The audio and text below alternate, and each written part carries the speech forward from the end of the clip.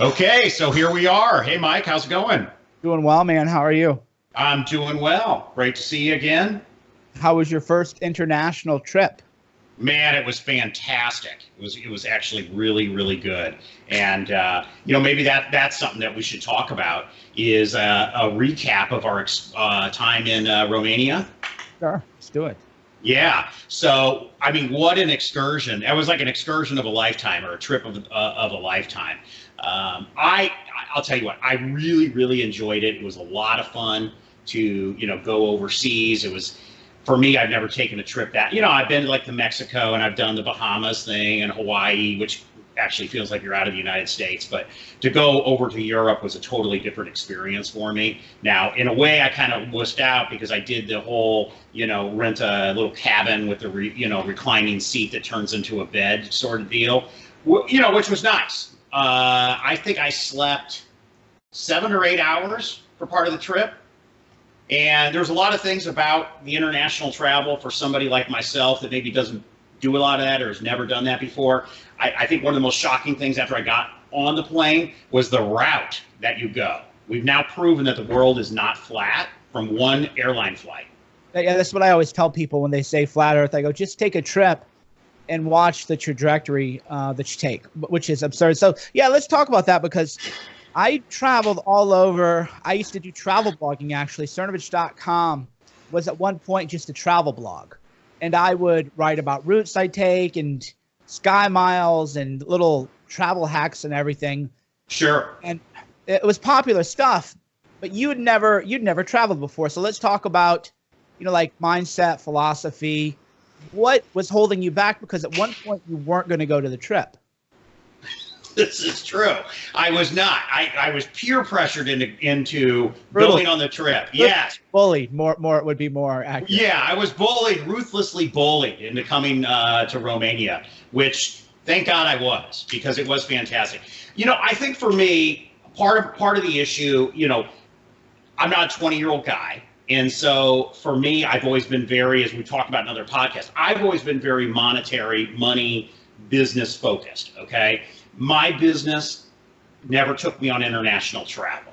So my business was always, running a restaurant down the street, doing a real estate deal down the street. I'm a big proponent of having your business very close to you so you can keep an eye on it, whether that be my Airbnbs, whether that be my rental properties, et cetera, et cetera. So even with conferences and, the summits and all those kinds of things, they would always be in Las Vegas. They'd always be in Arizona and Scottsdale, maybe New York City or maybe Orlando or Miami, but always in the United States. And so I never, I was never like a Swiss banker where I would travel, all over the world, or I never worked for Goldman Sachs as a, M&A guy. So my travel was limited to inside the United States. And I got into a rut where I felt like if I left, then everything would fall to shit. Right. And so over the course of maybe the past year, which again, we've touched on a little bit, over the course of the past year, I've started to embrace kind of changing my lifestyle a little bit and enjoying more of the fruits of my labor and getting out and expanding my horizons in my mind. But even this was it was a little intimidating for me because, listen, my phone did not work in Romania. I know this is shocking for people that travel all the time. They're like, no shit, dipshit. But I have AT&T. My phone didn't work over there. If I didn't have Wi-Fi, if I didn't go get a coffee, as a matter of fact, you and I were going to meet somewhere for lunch. We got lost inside an art museum. Mike and I got separated. Short story here. We got separated because, we were both so enthralled with the art. We lost each other. You left, I left. Who knows? Something happened. We got separated. And I walk out of the thing. I got no phone service. Didn't even realize this. So I've got to like figure out asking people, hey, where's the local Starbucks or where's the local, coffee shop? So I walk down there. I get on the internet. You say, hey, meet me at this big German beer hall. Okay, yeah, I'll head that way. Well, I got lost on the way there. I ended up talking to somebody at the bank, blah, blah, blah. And so there are these weird things that I was afraid would happen. But of course, once you get there, I'm a smart guy. You figure the shit out. It all works out in the end. Yeah, I think that's the number one fear. So, because even a lot of people go, oh, I would love to travel if I could. And then they can eventually travel, but they never do it because there is that sort of fear. But really what people are afraid about aren't realistic. Like, yeah, you're going to get lost. But you have a smartphone. You'll find an iPhone, or you will. Is it dangerous? No. Most countries are actually safer than America. That's the number one thing I would get is, oh, aren't you afraid? Is it dangerous? The U.S. is actually more dangerous. I mean, Colombia, there's exceptions, but most countries are much less dangerous than the U.S. But yeah, that's always when people have a nice routine, they don't want to lose that routine because it's comforting, it's nice, especially if you live a good life. But then you go out and you stretch yourself a little bit and you see things you never would have seen before. And then that folds into your current life and makes your current life even better. Right. It was a remarkably rich experience to go and spend time in Romania. We spent time in Bucharest. We spent time in Transylvania, which was it was fantastic. But I will say that as far as the safety issue goes, which is always kind of at least was always in the back of my mind, and I'm sure it is for most American tourists when they go over to these countries, especially lesser known countries such as Romania. You've traveled extensively. I mean, we were making fun of I've got a 9.5-year-old passport that had no stamps in it. That's sad, actually. That's probably the saddest passport of all time. But yours is not that way, right? Have you ever been to Romania prior to the trip that we took there? No, and I'd wanted to. When I was in Europe, I was planning on going and the timing didn't work out. That's why it was fortuitous that they wanted to do it. And it's amazing, too, when you travel. And this is true. This is one of the biggest benefits, actually, of social media is you can go travel and you have local hookups. Here's where to go. Here's where the best place is. Here's the best cigars. Here's the best whatever. And you just land there and then you kind of explore as you go. And then, I did for our Spar Challenge, which I did miss the last day. I thought it was funny because. Really? I didn't know that. Whatever. And you're like, oh, yeah, you have time. And I'm like, yeah, I have time. And we got back to the place we were staying. I flipped up my phone and it was 2:59. And I was like, okay, I missed day 10 of the challenge, hit all the other days. And one of the challenges, or rather, in meeting the challenge, and for those of you who don't know or missed it, is you had to come up with 10 ideas a day. Could be big, could be small. 10 ways to brush your teeth, or 10 ways to solve world hunger, whatever. And one of mine was 10 travel tips. I did. And then another one was 10 positive ways or positive experiences I only had because of my friendship network. So, for example, I'm in Romania. I probably wouldn't have done that if it weren't for that peer group. I did ayahuasca at a farm in South Africa, which most people would think was crazy, but I had a friend who was South African and lived there.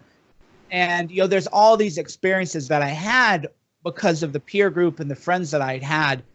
And I think that's a lesson that you should do when you travel, is you want to reflect a little bit on the situation. How did you get here? Did you enjoy it? Will you travel again? If so, where? And that's how you become a more rich, deep, full, multidimensional person. Yeah, it was a remarkable experience. And there were so many things that I noticed, while traveling that I don't want to say blew my mind, but it was a different experience. And I'll touch on a few of those because some people probably think these are funny and would enjoy hearing it. First off, when I took off out of San Francisco to Munich, and then Munich to Bucharest, you don't go across America, okay? You fly up across Canada, across like northern Greenland, and then come down. So to me, that's interesting. You wouldn't think it's that way if you look at a map, but that's the way they fly. Okay, so they fly up far north. That's interesting to me. I found that getting into Bucharest, at least for myself personally, was actually quite difficult. I got stopped and questioned about why I was there. Why are you visiting? You'll notice that there's a huge difference between the airport, say, in Munich, the airport in Zurich, and the airport in Bucharest. Romania is very much a up-and-coming area. It's not a third world country by any means, but it's certainly not a first world country either. And there's a lot of remnants of the Soviet era there.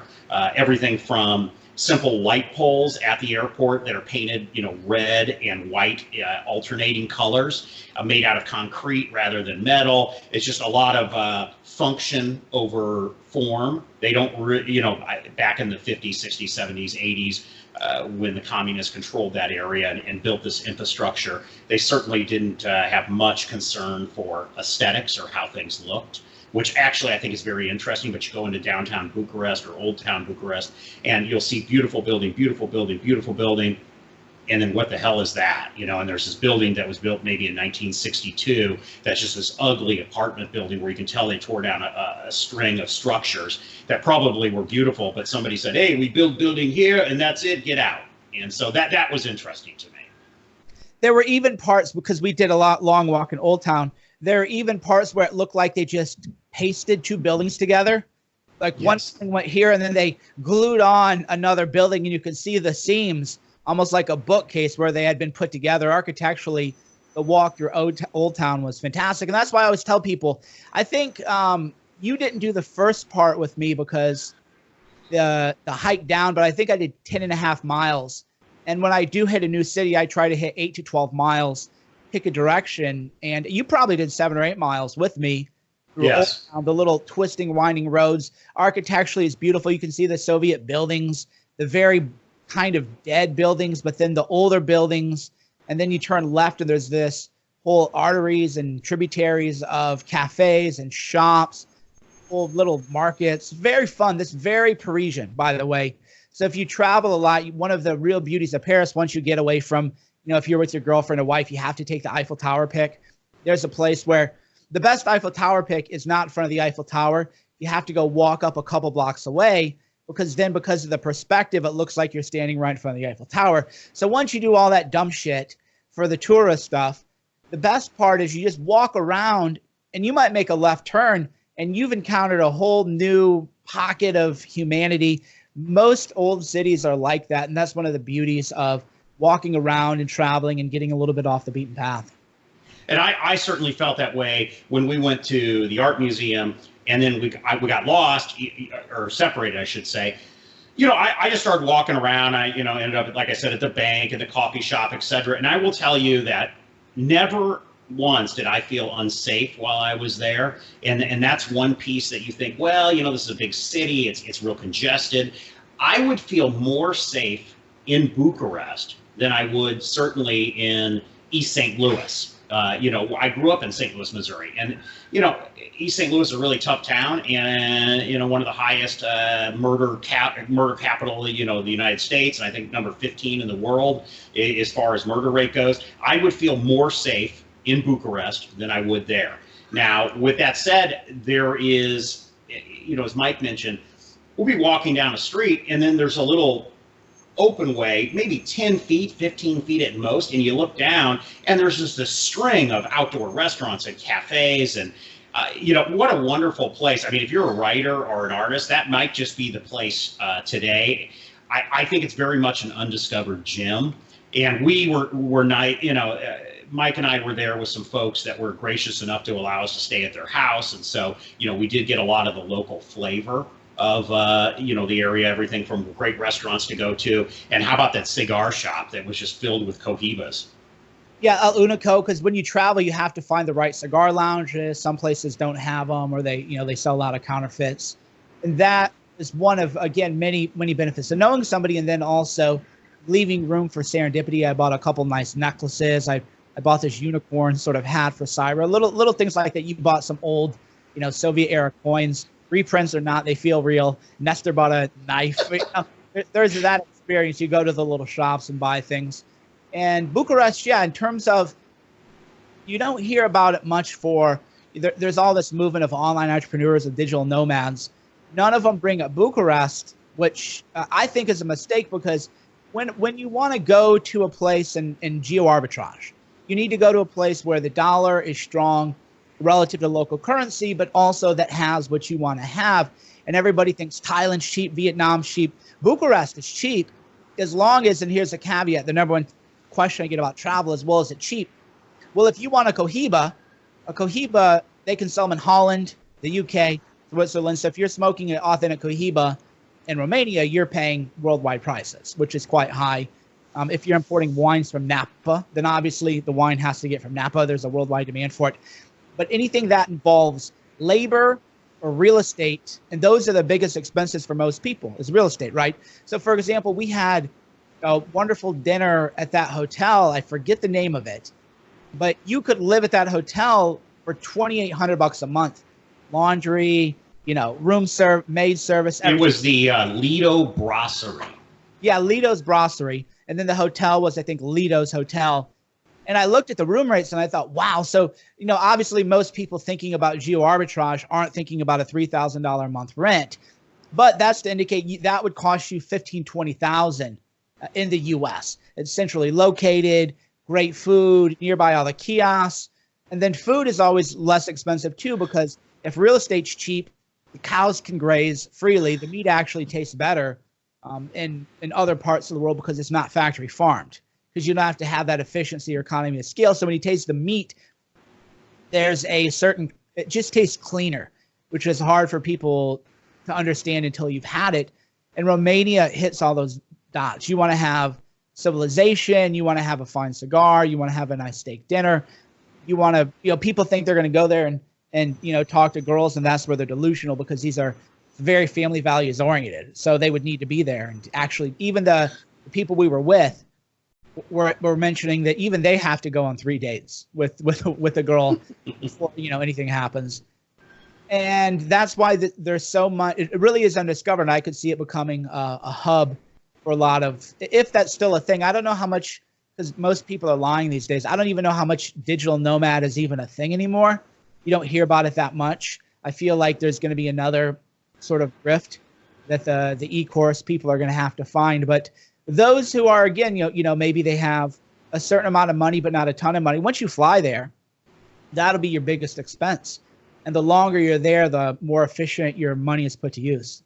Well, if you're willing to do the economy class ticket, I found numerous tickets from San Francisco, which, is a major city. I'm sure it's the same. And, if it was Denver, LA, or New York, but from San Francisco, you could, with a little bit of advance notice, $800-900, maybe $1,100, but somewhere in that range round trip, and $1,600-1,700 for a premium economy seat. Naturally, as you mentioned, there's a demand for first class seats and reclining bed seats, that kind of thing, which are expensive. But, you can get over there relatively inexpensively. Yes, the cigars are going to be the same price as they are anywhere else. I don't know why people think that these imported goods would all of a sudden be worth less money once they're brought into a country like that. The wine is going to be the same price. But I went out to a very nice dinner one night, steak dinner, all the fixins, that kind of thing, maybe $40, something like that. So in one of the nicest restaurants in Bucharest. So food is relative, restaurants are inexpensive because labor is inexpensive. Housing is very inexpensive there, unless you're right in maybe Old Town Bucharest. But even there, by U.S. coastal standards, the real estate is very inexpensive. So you could live there, and it'd be very affordable to live there, and certainly hang out for a few months. And even people who are on vacation for a budget, that's the kind of thing you could save a year and a half, and you could take an international trip. $800 a ticket, rent a car. You could drive through the mountains of Pennsylvania, the mountainous areas, do a couple nights in a very nice hotel. And I hear that sound too, Mike. Do you hear that? It's like a sniffling sound. A little bit, but I think it was somebody that was messing around in our background here. Okay. Well, we're fine. Yeah. Yeah. So a lot of people overestimate, because you think they go to Disney World, but Disney World is cheap to get to, but expensive to be at, right? Right. Your round trip ticket's $300, but you're looking at, my God, because we live right by Disneyland, whichever one's in California, and I get sticker shock. I go, wait, how much is it one day? Something like $149 per person per day, unless you buy the annual pass. So yeah, a lot of people in America are afraid to travel internationally, but you realize that they might spend $3,000 on a Disneyland trip, and they could have spent that money and gone to an entirely different country, an entirely different experience, and much richer, deeper more contemplative, philosophical experience. Because whenever you live in another country, you see how other people see how somebody's starting their car up. You got to figure out why that interference is coming in. Yeah, I think we're good now. Okay. Well, we should figure out why that's happening, though, because if your mic is rigged up, we should only hear your mic. That car shouldn't be coming all the way over to your mic. Yeah. We'll get Nadav. We'll figure that out. Yeah, Nadav, figure that out. All right. Sorry, Nadav. You're going to have to edit the podcast. We try to do them in one take, but stuff like that. Or we can just leave it in. Who cares? Yeah. But okay. Yeah, so we'll clip there, and then I'll just start right here. A lot of Americans, they overestimate how much it costs to travel internationally. And in fairness, I would have too. A lot of people think, oh, I'll take my kids to Disney World or Disneyland, and the tickets are cheaper. But once you get there, it is a rat race. You're looking at, these expensive resorts, and the food is rip-off. The food's not even that good. Everything is very expensive. A lot of people, even budget travelers, or people who would feel like international travel would be out of their, like how I hear this a lot of times from people. They're like, I always want to travel like internationally. And then I'm just like, okay, well, it would probably, to do it right, if it's you and one other person and a couple kids, like you could probably do that for $3,000. Like, no way. Well, sure, you're not going to go to Paris and stay at the 4-star resorts, but you could go to Budapest is getting more expensive, but you could go somewhere like Bucharest, which I've been everywhere, right? I've been to Paris, I've been to da-da-da-da-da. And I prefer Bucharest because it's less crowded. It's actually, there's less danger. There's a lot of shady people in Paris. There's a whole culture of pickpockets and everything else. Right. And if the person really did their homework, they could go to Bucharest, very nice, memorable international vacation for like $3,000. If, again, they planned ahead. You got the tickets well in advance. You rented a car. You knew which places to stay. So you don't want to be in Tourist Central because it'll be overpriced. But again, that's about doing your homework. And most people don't realize that because London you don't even want to go to, right? The stabbings and London's, I've been there twice. I have no intent to ever go back. No offense to my UK readers who are like 20% of the audience, but they'll admit the same thing begrudgingly. Paris, the Eiffel Tower is nice. The museums are great. But in America, we have beautiful museums too. People think you got to go to Paris to see art. We have it here. And they also, we didn't get to check them out, but Bucharest has museums too. So you go off that beaten path and you have all the benefits of an international trip to, say, London or Paris, but it's actually more beautiful. I'd rather go to Bucharest than New York. Well, and I'll tell you, I looked at Airbnb prices, which are there's a pretty prolific amount of Airbnbs in Bucharest, and you could rent a 2,000 square foot 3-bedroom, 4-bedroom home right in the downtown Bucharest area, $70, $80, $90 a night. So for a family, you're staying there for a fraction. Now I even looked at like there's a Hilton hotel right in downtown Old Town Bucharest. It was like $80 a night or something to stay at the Hilton. So very after you do the currency conversion, but about $80, $90 a night. Very affordable. That's actually a lot less than what you would pay, say, in Anaheim for the same hotel. So it's probably half the price, maybe more, of what you would pay in a Disneyland type area. Right, and at Disneyland you're getting fleeced. Like the meals, everything. I refuse to go back. And you get fleeced, but over there so you could take your kids. You got the tickets. You could get an Airbnb for like $400, and then you get a car, drive into the mountains, so you get the full experience of the mountains, and that's relatively inexpensive there too. And all in, maybe $3,000, $3,500, but you can save for a year and a half, even on a modest income. And I do think that in some ways, as a American that hasn't toured around Europe, which I have not, you do have to let some things go. Okay, if you go over there and you're expecting everything to be westernized, we went up to the Transylvania mountains for a couple nights. We stayed. The folks that we were with were gracious enough to get me a cabin on the side of the mountain, and I stayed in that cabin. It was beautiful. The view was beautiful. The furnishings were nice. It was a newly remodeled cabin, but it didn't have air conditioning, and that's just the way it is there. Like it just is not. They just don't have it. So that's just kind of their thing. The food's a little different. You might be getting like cold cuts and a poached egg for breakfast, and that's just the way it is. You're not going to get the American breakfast. It's just different. So you have to be open to those kind of experiences and shrug it or laugh it off. But if you're going to be the type that complains about these kind of things, you might not have as good of a trip as you could if you just let this stuff flow. Right, and those people are fortunately like not listening to me. I do a pretty good job of the portions are smaller. Yeah, when people come over to America and they can't believe these continental buffets and everything going on and how huge and massive the portions are and people just pigging out. That is really the way. And if there's a little discomfort there, there's in Eastern Europe, there's more of a stoicism that you see that is permeating the culture. It's a little thing. You just don't complain about everything. Where in America, oh gosh, I've been waiting here. Like the pacing of the meals are different, and it isn't fast food if you go sit down to eat. But those are the people. So fortunately, because I have two kinds of people, right? The people like that who don't complain because I'll just ban them. And then people who are doing like really well financially, or people, they're living an aspirational life, but maybe maybe they're not where they want to be. So, but they know like, oh yeah, I could save up. If we saved up, we could do a real vacation, and they can take it from me. I would rather go back to Bucharest than go to Paris. I don't have any intent ever go back to Paris. I don't have any intent to ever go back to London. The pacing thing that you mentioned is interesting because in the morning, the last morning I was there, I got up early and I was going to go grab, like coffee and something to eat somewhere. The breakfast restaurants in Old Town Bucharest, they open at 9 a.m. They don't open at 5 or 6. The Starbucks is closed at 8 a.m.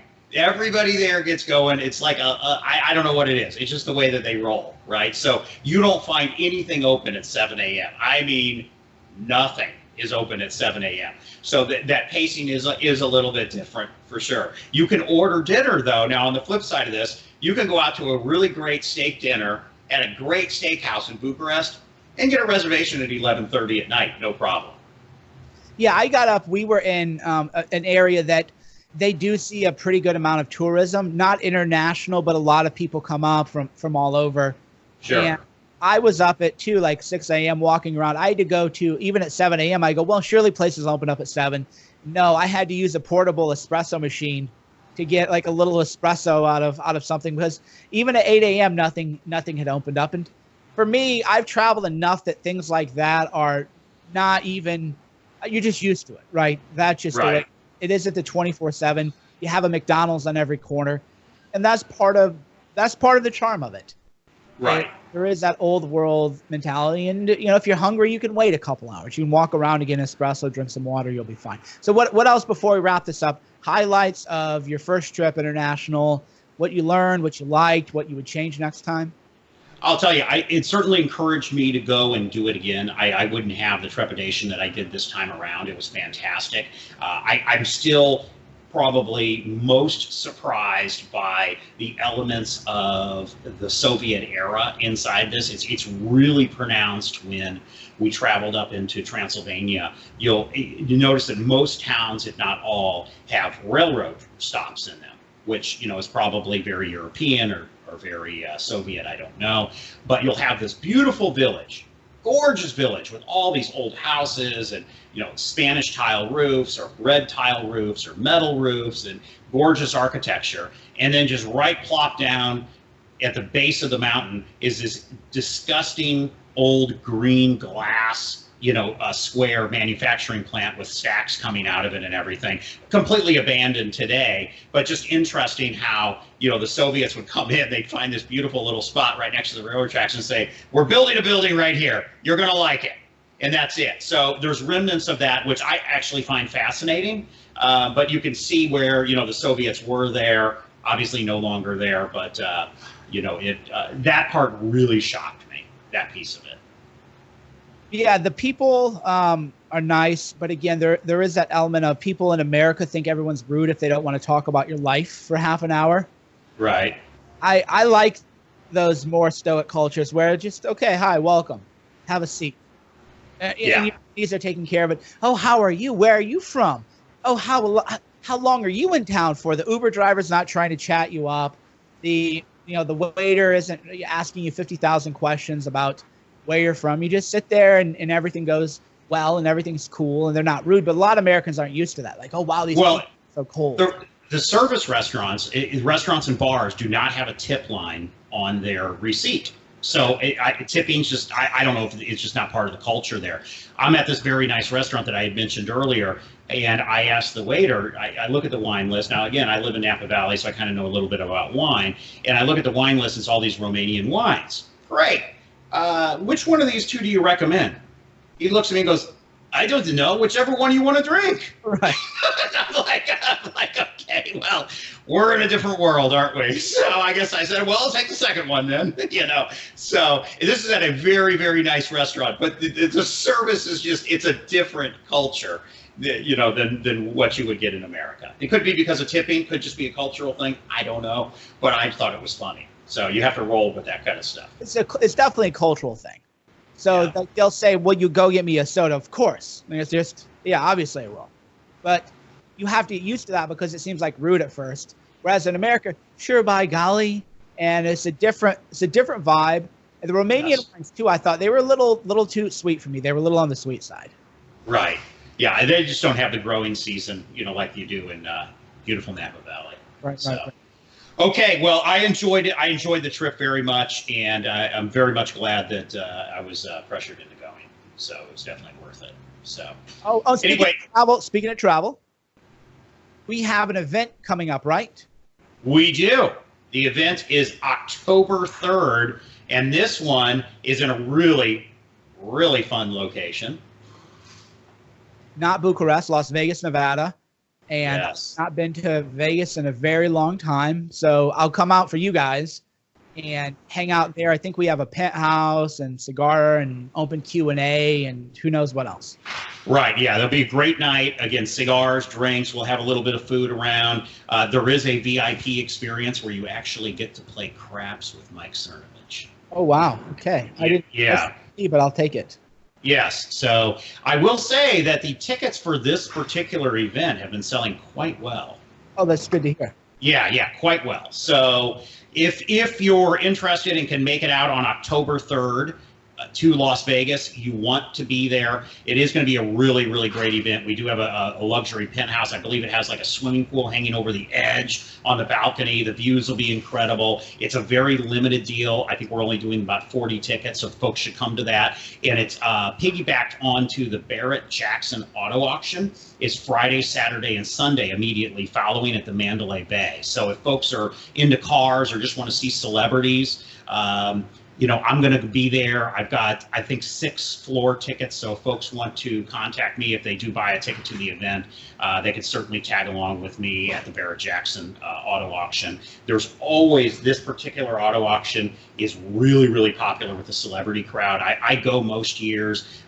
You see everybody from like Sheldon Adelson. I think he's the 3rd richest man in the world. He showed up a couple times that I've been there. There's always like the Jay Leno's and Jerry Seinfeld's, those kind of people that are really into the cars, and they're down on the floor. So if you want to see celebrities and see some really, really wicked cars coming up for auction, it's a lot of fun. So our event is on a Thursday night, October 3rd, and then the auto auction is the 4th, 5th, and 6th. Anybody can sign up and go to the auto auction, but if you want to get the floor seats and stuff, reach out. Perfect. See you in Las Vegas. Yes. Thanks, folks.